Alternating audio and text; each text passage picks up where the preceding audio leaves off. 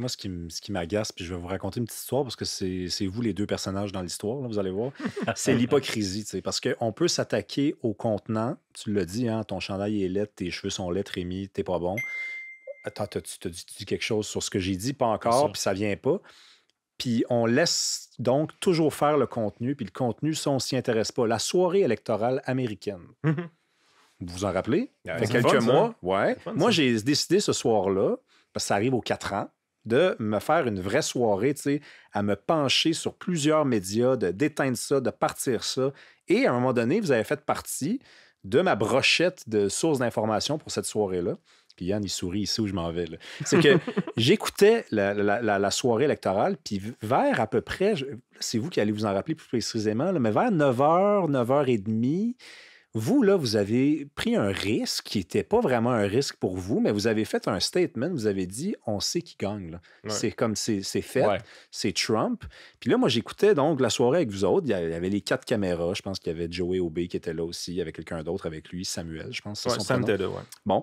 Puis là, je regardais Radio-Canada. Puis là, évidemment, il y avait des têtes d'enterrement parce que Ouais. je pense qu'ils savaient ce qui s'en venait, mais ils ont refusé de le dire jusqu'à quoi? Quelle heure? Jusqu'à 10h30, 11h. Puis peut-être que je me trompe de 30 minutes, là, mais à peine. Mais 2 heures avant, on avait 4 gars chez eux, devant leur caméra, qui se basaient sur des sources quand même assez fiables. Il y avait quoi? Il y avait l'aiguille du New York Times qui prouvait, qui démontrait que les probabilités que Trump gagne étaient rendues à comme 80%. Ben, en fait, c'était que les scénarios, tu sais, ils appellent ça, dans le jargon politique, ils appellent ça les chemins. Là. On sait qu'il y a un chemin vers la victoire et on connaissait le principe des États clés. Là. Donc, on savait ça donne tant de grands électeurs. Et à un moment donné, très tôt, vers peut-être 9 heures, justement, on s'est dit, Yann et moi, on s'est dit, regarde, là, il y a 1, 2, 3, 4 scénarios dans lesquels c'est Trump qui gagne. Et pour que Harris gagne, elle doit remporter les 3 États clés du Nord.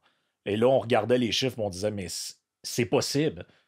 Mais c'est quasiment mission impossible. C'est improbable. Donc, à partir de ce moment-là, ça semblait clair que les probabilités, puis on regardait en même temps aussi les marchés prédictifs. Eux, ils l'avaient.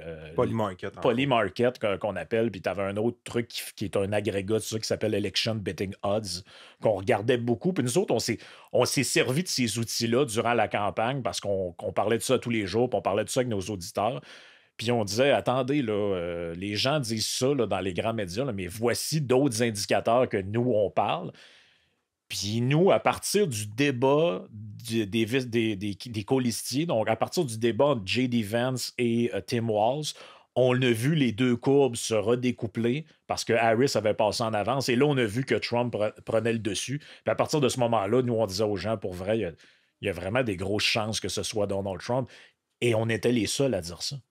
On regardait les autres médias, puis on dirait qu'ils confondaient leurs souhaits avec la réalité. Nous, on n'émettait pas un souhait, on disait voici quelles sont les probabilités. Ça, je pense que c'était un des épisodes qui a contribué à asseoir une certaine crédibilité du podcast parce que les gens se disaient attends un peu, là. J'entends ça nulle part ailleurs, là, que le gars va peut-être gagner, puis c'est ce qui est arrivé le soir de l'élection. Tu sais, quand on dit qu'on se servait de polymarket, les marchés prédictifs, moi, j'ai une formation d'actuaire. Moi, les probabilités, je les comprends. Tu sais, puis ça, c'est quelque chose que personne ne comprenait. Mais en 2016, Donald Trump, quand il affronte Hillary Clinton, les marchés prédictifs, ce qu'il nous disait, parce que c'est dur à comprendre pour nous autres, mais pensez que c'est comme un gros mise au jeu. Aux États-Unis, tu as le droit de faire des paris sportifs, des paris électoraux, en fait, sur des sites. Puis évidemment, des sites comme Polymarket, l'arrivée des crypto-monnaies a facilité ça encore plus parce que tu évites bien des régulations quand tu arrives et tu peux utiliser de la crypto. Fait que c'est carrément de même que c'est basé. Ils utilisent la crypto pour faire leurs affaires. Mais plus il y a des gens qui misent sur quelque chose, plus le wisdom of crowd, là, la sagesse des foules, embarque un peu comme principe et tu te ramasses que tu es capable de bien évaluer les probabilités. Mais encore là, les gens ne comprennent pas ce que ça veut dire. En 2016, Hillary Clinton, Donald Trump, dans les betting odds, Hillary Clinton était sûre de gagner l'élection à 80% en 2016. OK. Donc, si on refait l'épisode à l'époque, puis c'est nous qui commençons, on dit normalement, tout s'enligne pour qu'Hillary gagne. Puis, éventuellement, dans la soirée, Donald Trump a remonté. On s'en rappelle, il y a été pendant 1 heure et demie de temps que Donald Trump gagne. C'est ça? Non, ça c'est le 2020, je mêle de quoi. Oubliez ça. Mais ça a fini que Donald Trump a gagné cette élection-là. Là, les gens se sont dit, ben, les betting odds n'ont pas fonctionné. Non, les betting odds, ils peuvent avoir fonctionné. Si Donald Trump avait 20% de chance de gagner, puis il l'a quand même gagné, ben, c'était possible. En fait, ce que vous devez comprendre, c'est que dans les marchés prédictifs, si tu prends 100 marchés qui ont chacun des probabilités de 80-20, ben, tu vas avoir 80 de ces marchés-là qui vont avoir eu raison, puis 20 de ces marchés-là qui vont avoir eu tort. C'est ça que ça veut dire, c'est des probabilités. Pour moi, qui avait une formation d'actuaire, c'était facile. C'est de l'acquis dans ma tête. Mais là, ce qu'on se rendait compte, c'est plus on parlait de ça, plus les gens nous challengeaient sur ça. Puis là, ils disaient, vous comprenez rien. Puis là, on prenait le temps un peu de faire la pédagogie des marchés prédictifs. Vous jouiez gros, là, honnêtement. Oui, mais non, parce que les chiffres sont réels, les chiffres étaient bons. Et la beauté des marchés prédictifs, c'est pour ça que moi, sérieusement, si tu me demandes un souhait que j'aurais pour faire du commentaire politique au Canada, c'est de permettre les marchés prédictifs au Canada, permettre aux Canadiens de miser sur des élections, sur des questions de ce type-là. Je trouvais ça vraiment cool parce que ça nous donnerait une bonne information. Mais ça te donne une information qui est en temps réel.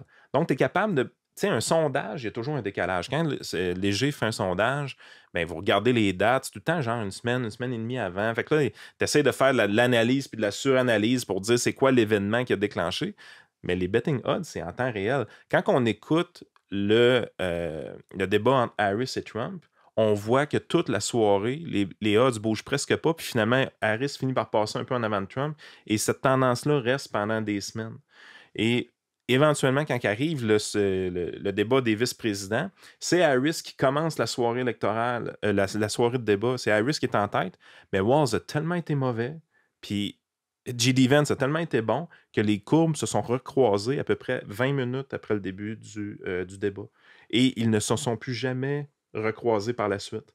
Donc, si vous cherchez vraiment l'explication la plus cohérente pour expliquer qu'est-ce qui s'est passé dans la victoire de Donald Trump, l'élément déclencheur de la montée de Donald Trump est réellement le débat de J.D. Vance. Fait que, tu sais, à un moment donné, tu es là, c'est du data, c'est des chiffres. C'est des gens qui ont mis de l'argent, qui ont misé pour essayer de gagner de l'argent de leur côté. Il n'y avait pas un intérêt. Là, il y a des gens qui sortaient des affaires. Ouais, mais là, il y a de la manipulation de marché. Il y a des gens qui ont investi beaucoup d'argent, des Ukrainiens, les Russes. Hey, les Russes. Toujours les Russes. Toujours les Russes. Ils sont pas loin. Ils sont pas loin. Toujours en arrière de la toile, là, c'est... Ce que les gens ne comprennent pas, c'est est-ce qu'il y a des gens qui ont mis de l'argent sur les odds pour éventuellement les faire bouger dans la direction qu'ils veulent? Honnêtement, je pense que oui. Mais je pense aussi qu'ils l'ont fait des deux bords. C'est ça. Puis généralement, ça a tendance à s'annuler. Fait que c'est... Pour quelqu'un qui a une base en mathématiques, ce site-là est tout simplement fantastique. Ça nous aide à comprendre les choses, ça nous aide à identifier de manière très précise des éléments déclencheurs. Ça nous aide à faire du Christy de bon commentariat politique. Mais tu regardes dans les médias traditionnels, il n'y a personne qui a parlé de marché prédictif. Non. Jamais au Québec, à personne. L'autre fois où c'est arrivé aussi, c'est, je ne sais pas si tu te rappelles, il y a quelques semaines, là, c'est, bon, on ne sait pas au moment où les gens vont écouter ça, qu'est-ce qui va en être, parce que ça brasse beaucoup en ce moment. Mais à un moment donné, je t'ai dit, Yann, il se passe de quoi dans le graphique? Parce qu'il y avait un bet aussi, il y avait un pari sur Polymarket sur un cessez-le-feu à Gaza. Oui. Et je lui ai dit... C'était pas annoncé. C'était pas annoncé encore. Je lui ai dit quelques jours avant, je dis, la courbe vient de partir par en haut. Il y a des gens qui savent des choses et qui parient finalement. Probablement des gens proches. C'est gore un peu quand même. Hein? Ben oui, c'est gore. Et là, je lui ai dit ça et on en a parlé aussi. Puis comme la semaine d'après, c'était la dernière semaine de Biden en poste, il a fait sa conférence de presse pour dire qu'il annonçait un cessez-le-feu. Puis tout ça. Et c'était quelques jours après que Donald Trump a fait son truc à Mar-a-Lago, il a dit s'il n'y a pas un cessez-le-feu quand je vais rentrer en place, all hell will break loose ou quelque chose comme ça. Ouais. Et là, ça a spiké. Et là, on s'est spiké par en haut. Et là, nous, on en a parlé, mais personne ne parlait de ça. Là. Puis oui, ça peut sembler un peu spéculatif, mais en même temps, c'est basé sur quelque chose. C'est basé sur des informations. Et je pense que dans les médias, plusieurs médias traditionnels, ce que les gens remarquent de plus en plus, c'est qu'il y a peu d'analyse, beaucoup de morale. Il y a de la morale, beaucoup. Les gens qui écrivent disent « Je n'aime pas Donald Trump, c'est un salaud, c'est un menteur. Je n'aime pas J.D. Vance, c'est un salaud. » Moi, j'ai vu des articles au lendemain du débat de J.D. Vance avec Walz où des gens disaient hey, « Walz, c'était extraordinaire. » Ben, nous autres, on disait « Mais Non, il n'a pas été extraordinaire. Et c'est pas moi qui le pense, c'est tous les gens qui parient sur l'élection ont parié contre lui. Là. Ben oui. Donc, à un moment donné, ça va au-delà de nos propres feelings, de nos petites émotions et de notre morale.